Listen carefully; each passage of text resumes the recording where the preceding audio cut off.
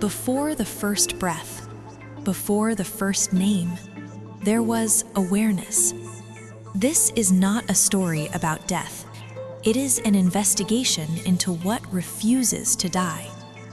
From ancient Egypt to modern intensive care units, from buried papyrus to clinical data, you are about to cross a threshold.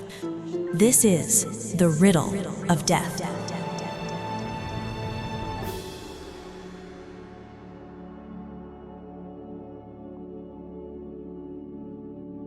Chapter 4, After the Return. Part 1, The Mark of the Threshold. No one returns unchanged. This is the first rule of the threshold.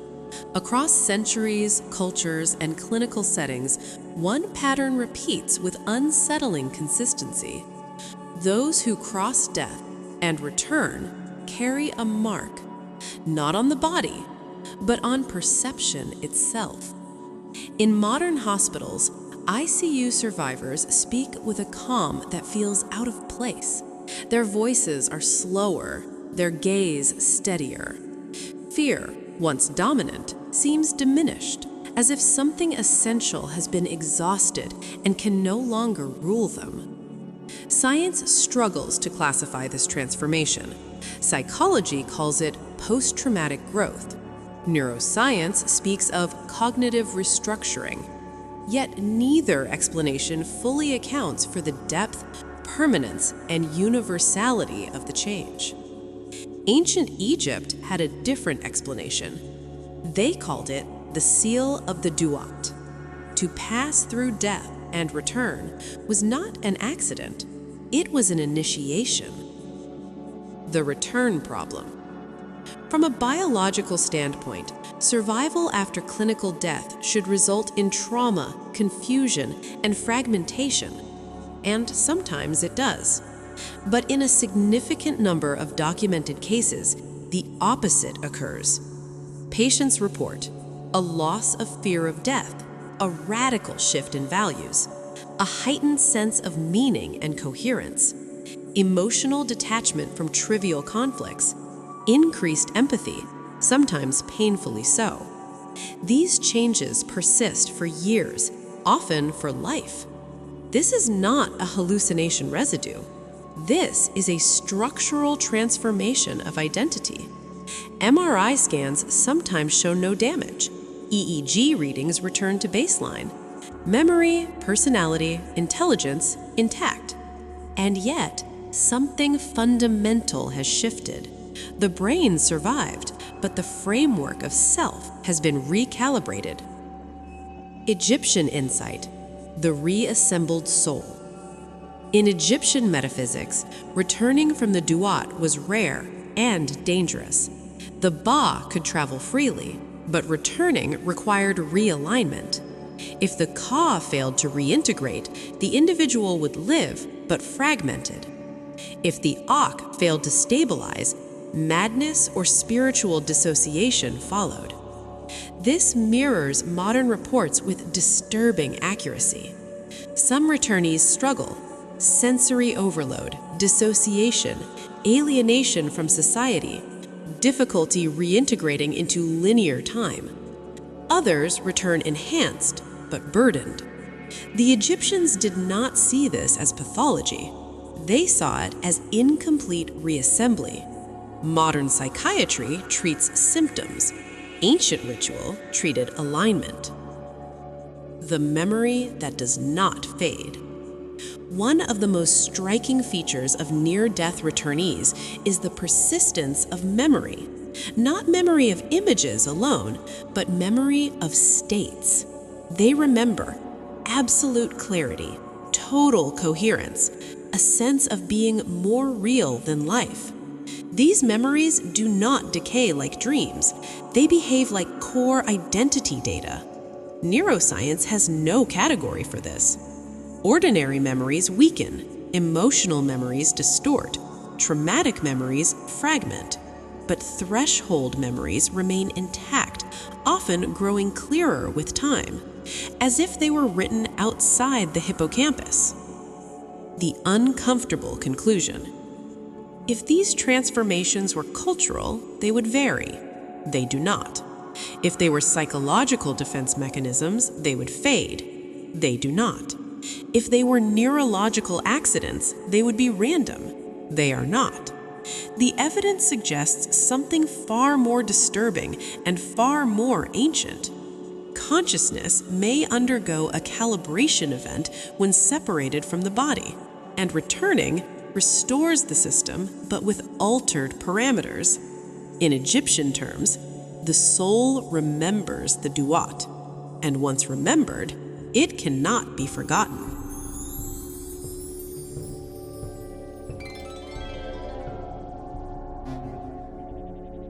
Part 2. The fear that dies first. Fear is the first thing that does not return. This is not poetry, it is data. Across thousands of near-death testimonies collected from ICUs, battlefield medicine, cardiac arrest units, and surgical complications, one element disappears with striking regularity: the fear of death itself. Not denial, not bravado, not religious consolation, a structural absence. The biological expectation. From an evolutionary perspective, fear of death should intensify after a close encounter.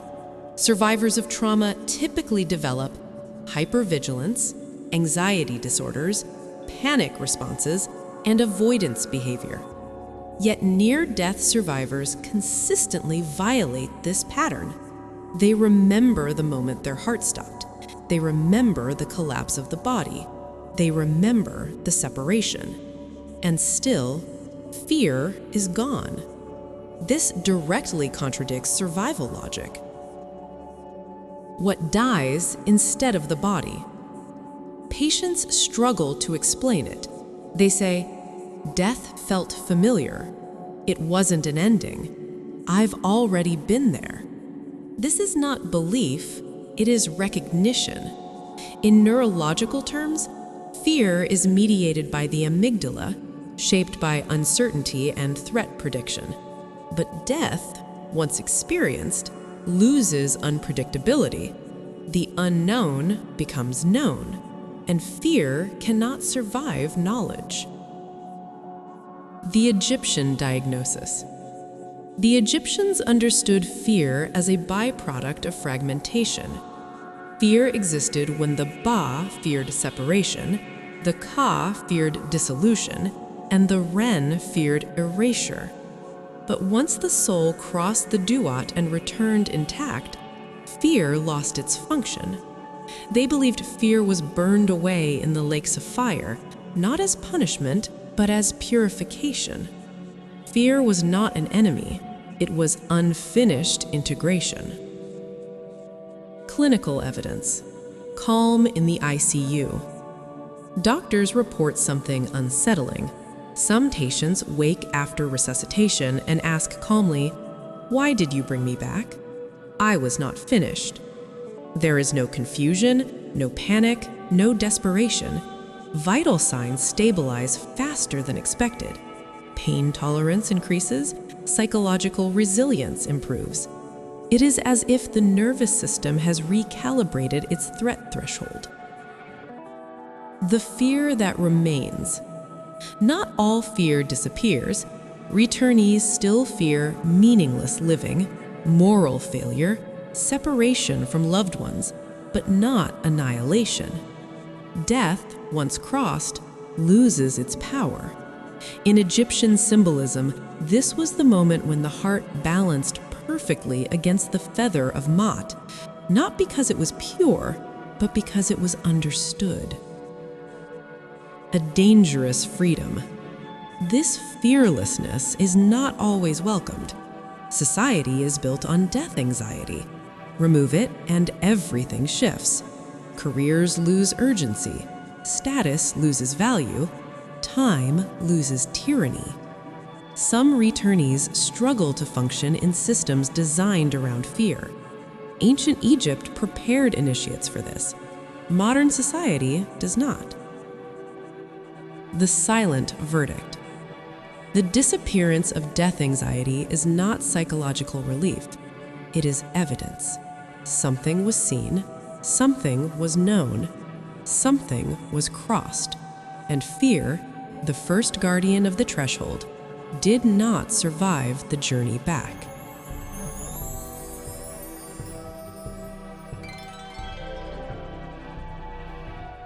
Part 3. The weight of knowing. Knowledge is not always light. Sometimes it is heavier than fear. Those who return from death do not come back empty-handed. They return carrying something invisible, yet crushing. They struggle to name it. Language fails them, but they feel it every day. The burden no one prepares you for.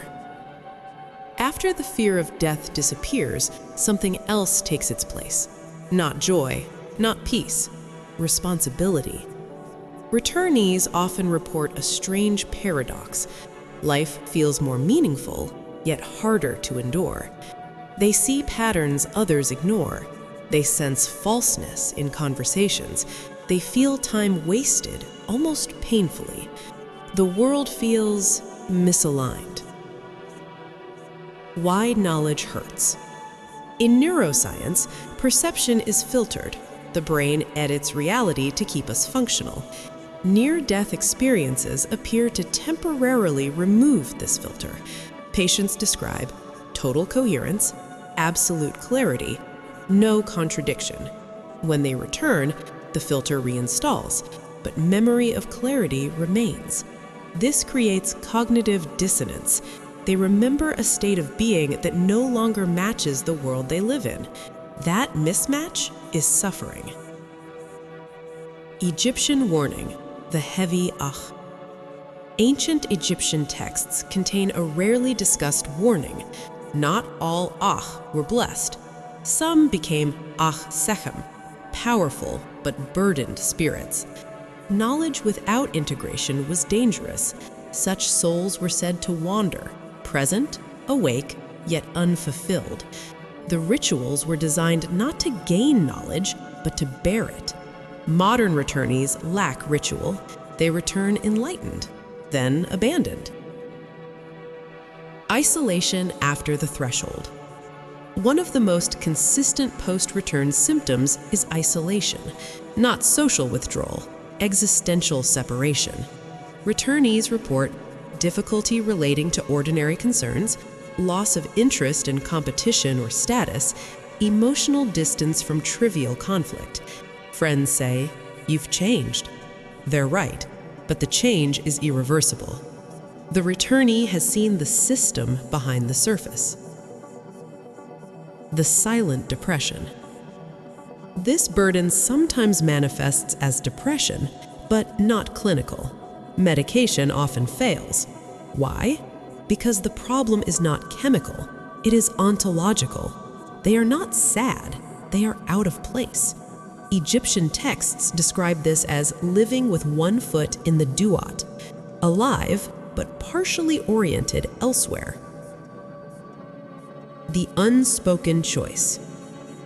Every returnee faces a choice, often unconsciously.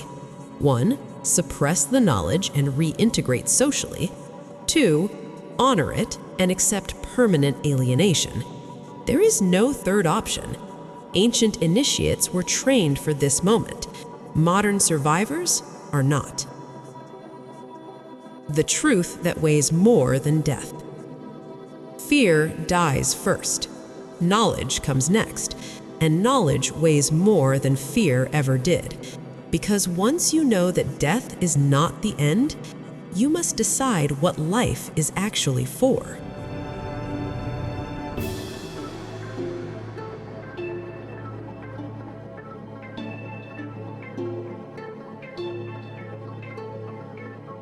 Part 4.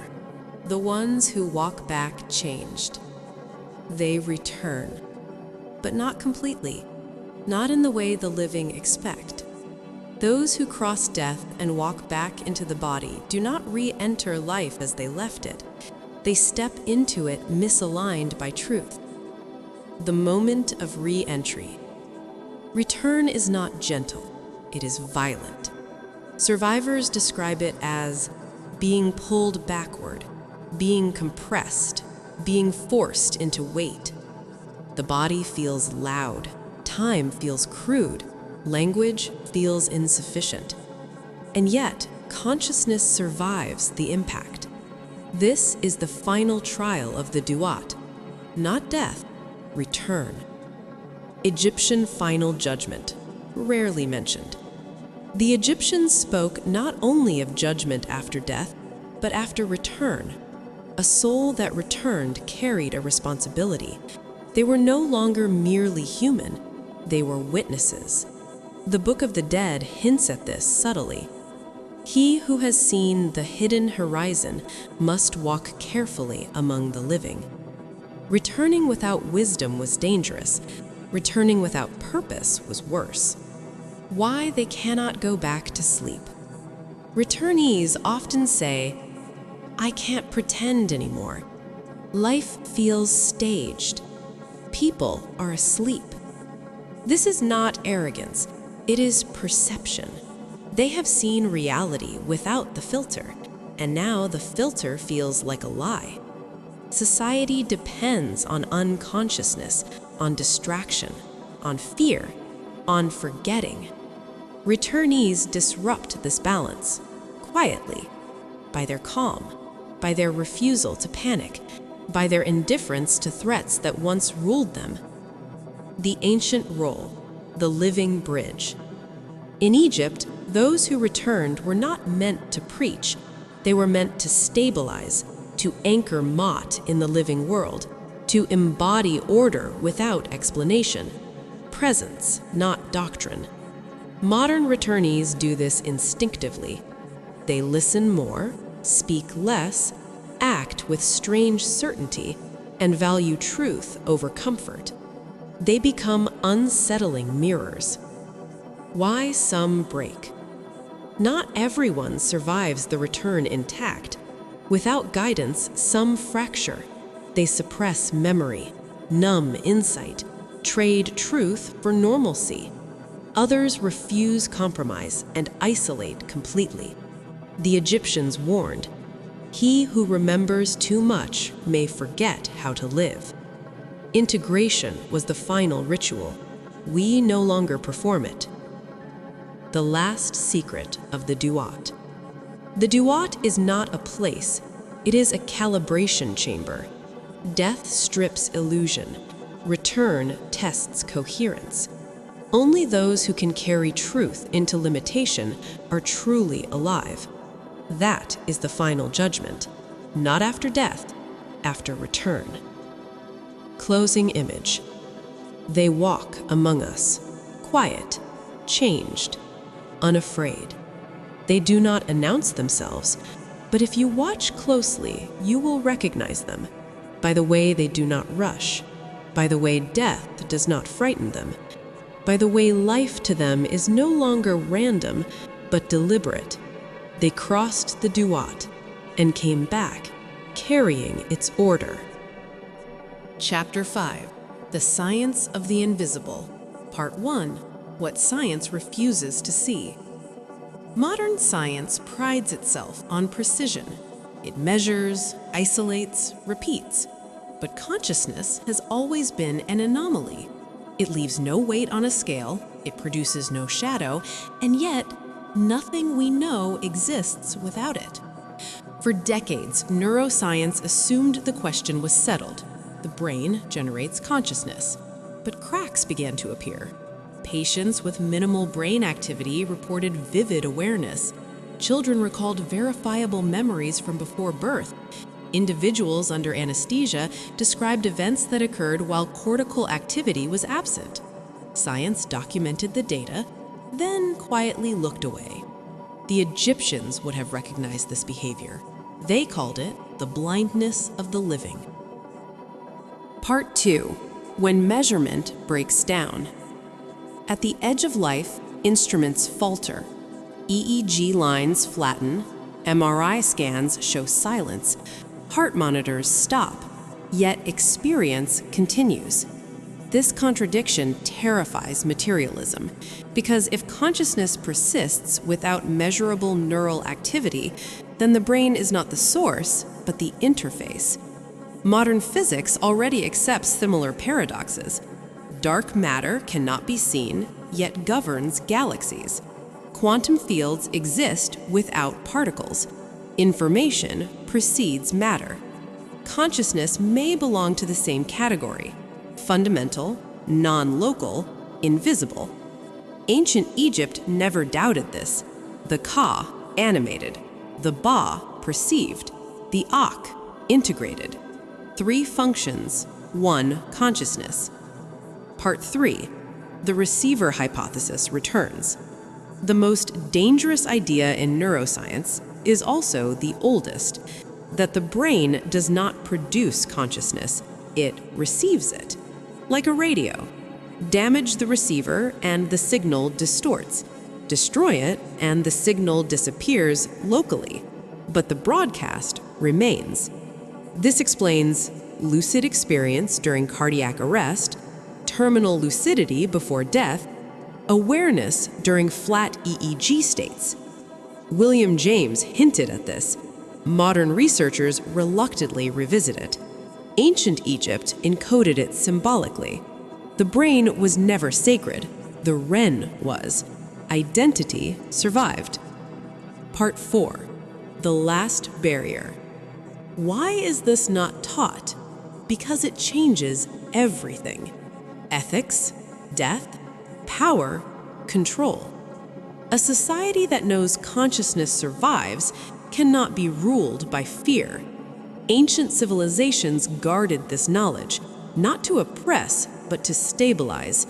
Modern systems suppress it, not by force, but by ridicule.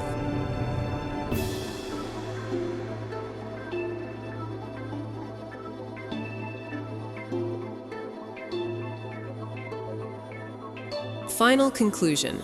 What death was trying to teach us. Death was never the message. It was the medium. From the beginning, humanity misunderstood the encounter. We feared the door instead of reading what was written on it. This book was not about dying.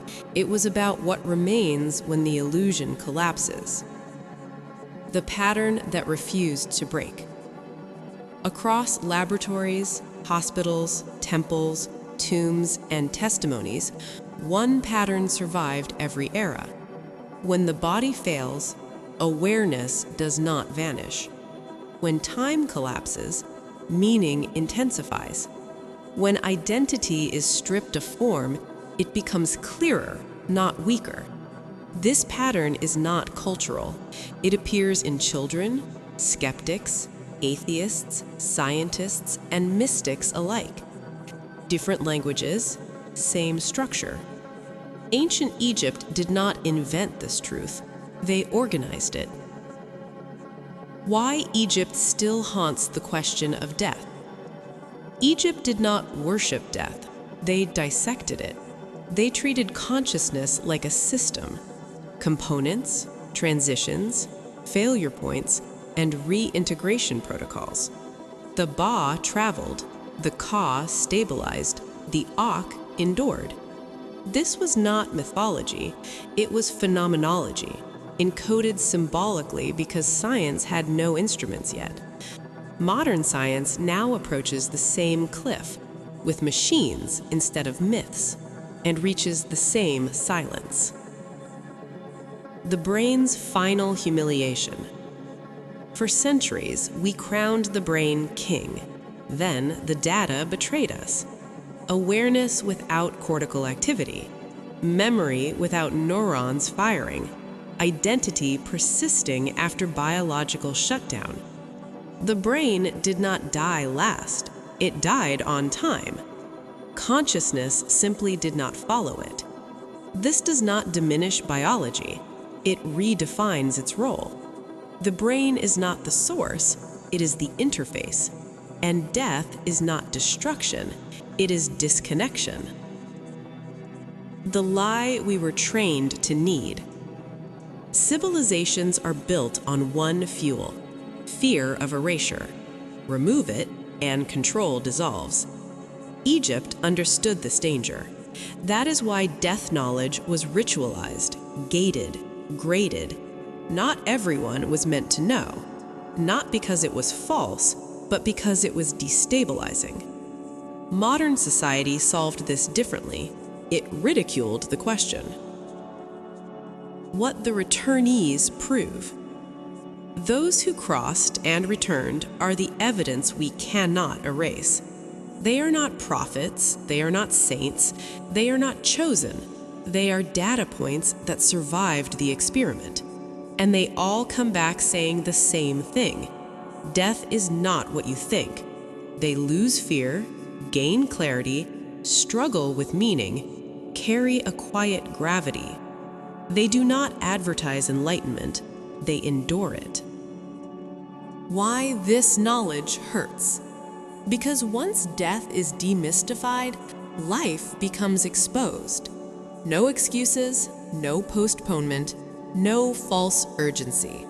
If consciousness survives, then how you live matters more than how long you live. Egypt called this ma'at, not morality, alignment. The final misunderstanding. Death was never the enemy, ignorance was. Death is a calibration event, a reset of illusions, a test of coherence. Those who passed through unchanged were asleep. Those who return changed were awake. Those who never return were never lost. The last image. Imagine consciousness as light. The body is the lens. Life is the focus. Death removes the lens. The light does not disappear. It simply stops pretending to be limited. What remains? Not heaven, not hell, not reward, not punishment. What remains is pattern, awareness, responsibility, continuity. The Egyptians named it. Science is circling it. You have felt it. Final words. If death were the end, it would be silent. Instead, it speaks through survivors, through data, through ancient civilizations that refused to lie to themselves. This book ends here, but the question it opens never will, because death was never the mystery. You were. End of the book, The Riddle of Death.